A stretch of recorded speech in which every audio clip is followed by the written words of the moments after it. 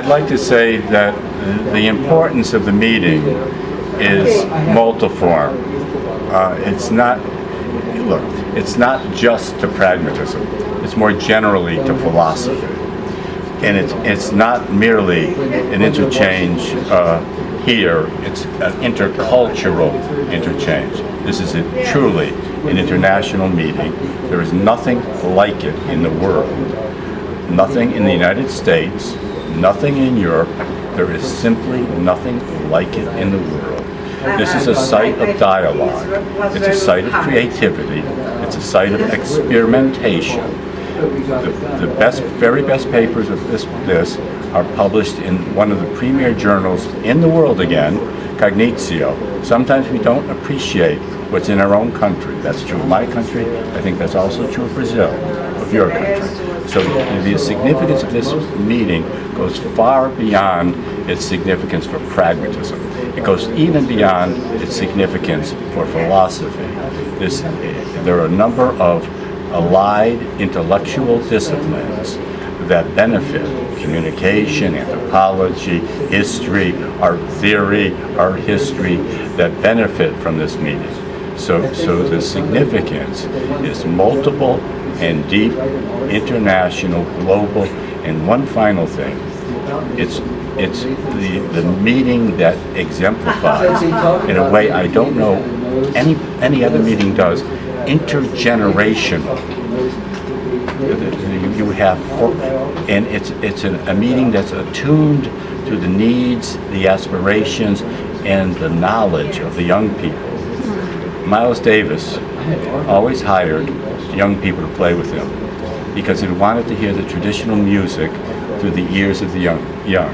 And he wanted to stay young, and he knew there was only one way of doing that, to hire young people.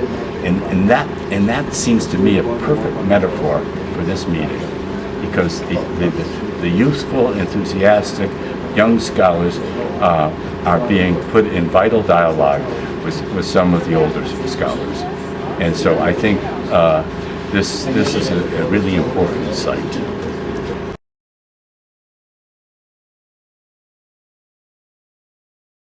So I think there are any number of crises, and I think there are perhaps two intertwined crises.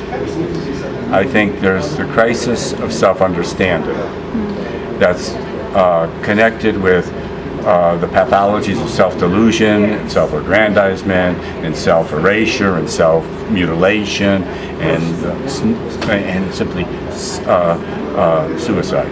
The mental health thing is really serious among the young, and the suicidal ideation, as it's called. So I think the critical thing of the intersection between semiotics and pragmatism is it gives us invaluable resources for self-understanding at a time when we desperately need to understand ourselves more honestly and more deeply than we ever have before. We have tools of immense power, but if we are ignorant of ourselves, those tools are going to be destructive. So the only way these new technologies can be creatively and humanely used is if we have some deep, honest understanding of our own psyches. Connected with that is we do not know where we are. We do not know who we are, the crisis of self-understanding. We do not know where we are. We've tried to interpret our place in the world as beyond the world. We do not have a name for who we are. I like to propose we are earthlings.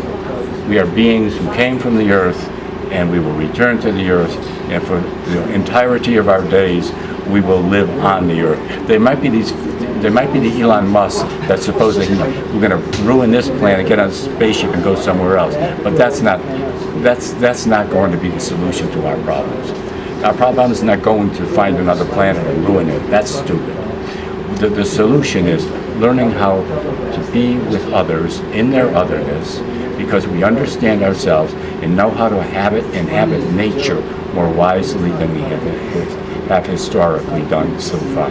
So these intertwined crises of self-understanding and ecological displacement, deracination, I think. So what semiotics married to pragmatism brings are rich resources for self-understanding and ecological understanding.